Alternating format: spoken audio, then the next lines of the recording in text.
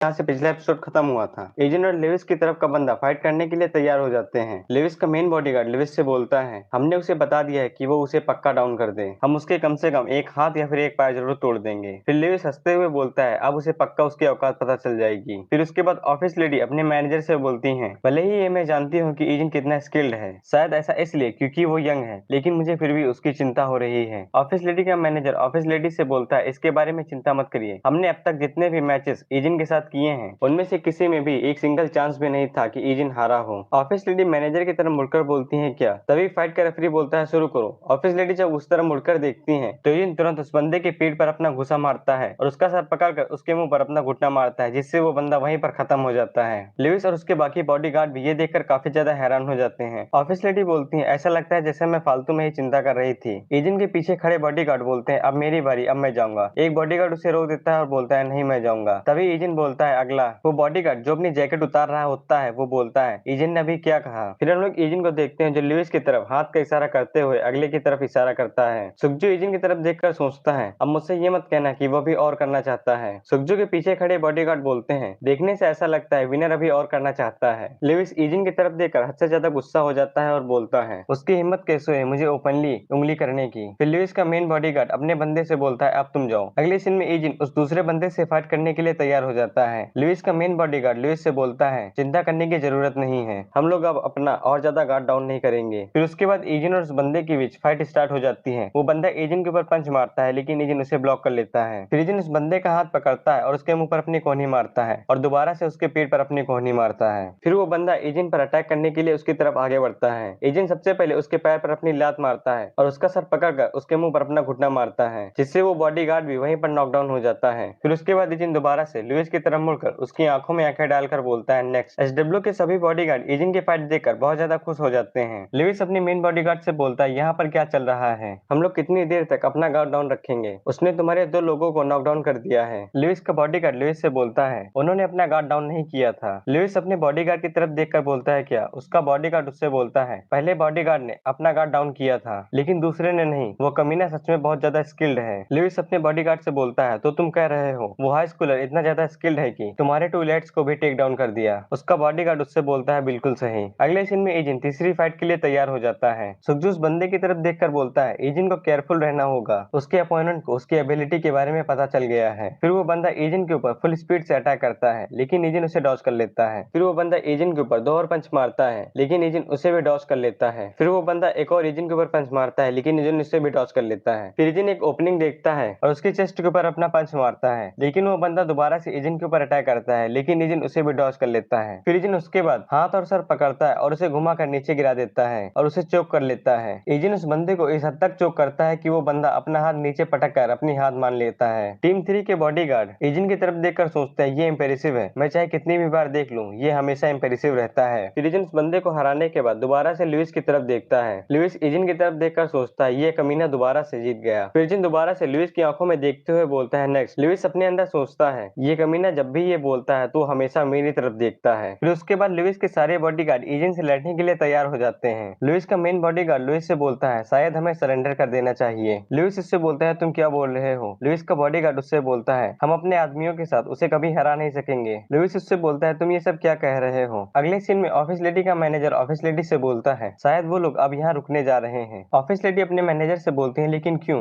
मुझे लगा अब वो लोग रस करेंगे क्योंकि उनके प्राइड पर हट हुआ है। लुइस को देखने से भी लगता है कि वो यही सोच रहा है। मैनेजर ऑफिस लेडी से बोलते हैं, एजेंट को हराना डिफिकल्ट होगा, यहाँ तक कि और भी ज्यादा लोगों के साथ, और भले ही वो लोग जीत जाएं लेकिन ये मीनिंगलेस होगा। किसी को भी ये सुनने में अच्छा नहीं लगेगा, किसी ऐसे को हराकर जिसने पहले ही उनके बॉडीगार्ड को डाउन कर दिया है। और इसके अलावा वो लोग एजेंट को शर्मिंदा करना चाहते थे, इसीलिए उन्होंने हमें उकसाया, लेकिन उनका ये दाव उन्हीं पर भारी पड़ गया है, इसीलिए मुझे यकीन है वो लोग गिव अप करने जा रहे हैं। अगले दिन में लुइस का बॉडीगार्ड ट्रेनिंग कोच के पास जाकर उनसे थोड़ी बात करता है। ट्रेनिंग कोच लुइस के बॉडीगार्ड की बात सुनकर अपने सभी लोगों से बोलते हैं, इस फाइट का विनर एजेंट है और हम इस फाइट को यहीं पर खत्म कर रहे हैं। ये बात सुनने के बाद एसडब्ल्यू के सारे बॉडीगार्ड एजेंट का नाम लेकर उसे चीयर करने लगते हैं। मैनेजर उन सभी लोगों की तरफ देखकर बोलते हैं, वो बच्चा यहाँ तक कि दूसरे लोगों में भी कूल है। ऑफिस लेडी उस तरफ देखते हैं तो वो सारे लोग एजेंट को चीयर कर रहे होते हैं। ऑफिस लेडी अपने मैनेजर से बोलती है, तुम सही हो। वो ज्यादा बात नहीं करता और हमेशा अपने चेहरे पर ब्लैंक एक्सप्रेशन रखता है, लेकिन वो फिर भी थोड़ा पॉपुलर है। मैनेजर ऑफिस लेडी से बोलते हैं, एजेंट हमें हमेशा अपनी स्किल्स दिखाता है और ये चीज बात करने से ज्यादा इम्पोर्टेंट है। अगले सीन में एजेंट यूना की तरफ देखता है और उससे बोलता है, अब तुम्हें कैसा लग रहा है? यूना हंसते हुए एजेंट से बोलती है,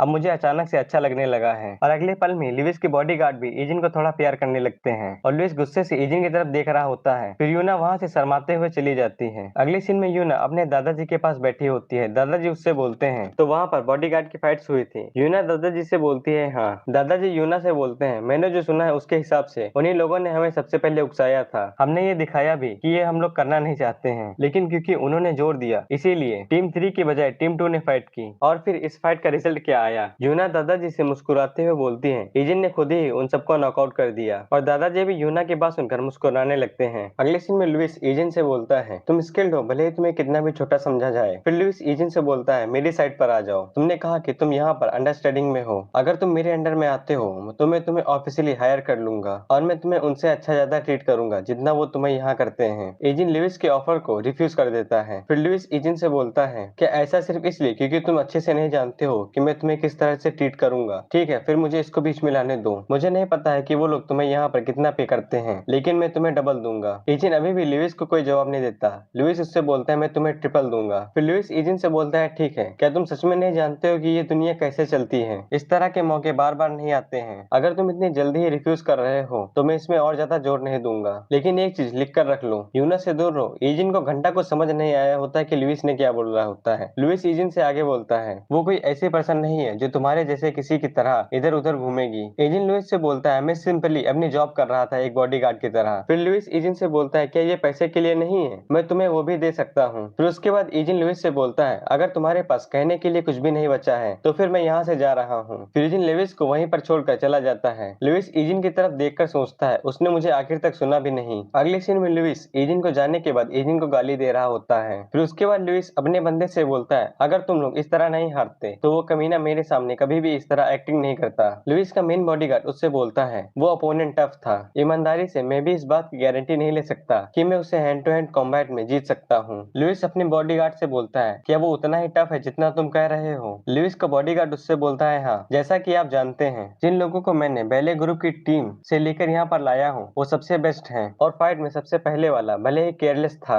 लेकिन आखिर के 2 लोगों को इतनी आसानी से हराना ये कोई आसान बात नहीं है। भले ही वो दिखने में यंग लगता हो, लेकिन वो कमीना बहुत ज्यादा स्ट्रांग है। लुइस का बॉडीगार्ड आगे बोलता है, लेकिन बॉडीगार्ड के बारे में हेड टू हेड कॉम्बैट ही सिर्फ नहीं है। अगर सिर्फ मुक्केबाजी ही बॉडीगार्ड के बारे में सब कुछ होता तो फिर इसके लिए फॉर्मल प्रोफेशनल फाइटर ही सुटेबल होगा, लेकिन फाइटिंग की कैपेबिलिटी ही बॉडीगार्ड के लिए एक रिक्वायरमेंट है। लुइस अपने बॉडीगार्ड की हाँ में हाँ मिलाते हुए बोलता है, बिल्कुल सही। फिर लुइस अपना ग्लास नीचे रख देता है और अपने बॉडीगार्ड से बोलता है, क्या वो प्लान बिना किसी दिक्कत के चल रहा है? उसका बॉडीगार्ड उससे बोलता है, हाँ, भले ही मैंने थोड़ी देर पहले चेक किया था, लेकिन कोई भी बदलाव नहीं है। जैसा हमने प्लान किया था वो कल शेड्यूल के बाद यहाँ पर आएगा। फिर लुइस अपने चेहरे पर हाथ रख लेता है और हंसते हुए बोलता है, कल बड़े भाई की कमजोरी मेरे हाथों में होगी। अगले सीन में यूना और लुइस एक साथ लंच कर रहे होते हैं। लुइस यूना से बोलता है, आज का शेड्यूल खत्म हो गया है, तुमने कड़ी मेहनत की थी। यूना बोलते है, ये कोई दिक्कत नहीं है, ये कुछ था जो मुझे करना था। फिर लुइस यूना से बोलता है, उसके बारे में क्या ख्याल है जो बात हमने पहले की थी? यूना लुइस से बोलती है, तुमने कहा था तुम्हारे जाने से पहले मैं तुम्हें जवाब दूं, क्या मैं तुम्हें जवाब कल नहीं बता सकती हूँ? लुइस यूना से बोलता है, ठीक है, फिर मैं कल तक इंतजार करूंगा। फिर यूना अपने मन के अंदर सोचती है, सब्र रखो, मुझे बस कल तक ये सब कुछ सहना है। फिर लुइस यूना से एजेंट के बारे में बोलता है, वो मेरे लोगों के दृष्टिकोण से अप्लाई कर रहा है। यूना लुइस की बात सुन नहीं पाती। लुइस यूना से बोलता है, मैं उस कल वाले बॉडीगार्ड की बात कर रहा हूँ जिसने फाइट की थी। सुन यूना, तुम उसे पसंद करते हो, ये सेंस बनाता है। यूना लुइस की ये वाली बात सुनकर हद से ज्यादा शर्माने लगती है। लुइस यूना से बोलता है, तुम्हें इतना ज्यादा शर्माने की जरूरत नहीं है। फिर यूना शर्माते हुए लुइस से बोलती है, तुम किस बारे में बात कर रहे हो? तुमने ये पहले भी कहा था। लुइस यूना से बोलता है, मैं कह रहा हूँ मैं समझता हूँ, लेकिन तुम इतना ज्यादा शर्मा क्यों रही हो? यूना अपना चेहरा दूसरी तरफ करके उससे बोलती है, मुझे समझ में नहीं आ रहा है तुम किस बारे में बात कर रहे हो। और यहाँ पर लुइस कुछ फालतू की बकवास बोलता है, इसीलिए मैं शॉर्ट में समझा देता हूँ। लुइस यूना से बोलता है, तुम हमारे शादी करने के बाद भी इजिन के साथ अपना अफेयर रख सकती हो, तुम जितना चाहे उससे उतना मिल सकती हो, क्योंकि तुम जानती हो हम शादीवादी प्यार की वजह से नहीं कर रहे हैं, ये सिर्फ एक बिजनेस डील है। फिर लुइस आखिर में बोलता है, ये ऑफर हम दोनों के लिए ही सही है, क्या तुम्हें नहीं लगता? फिर लुइस वहाँ से जाते हुए यूना से बोलता है, मैं तुम्हारे आंसर का कल तक इंतजार करूंगा।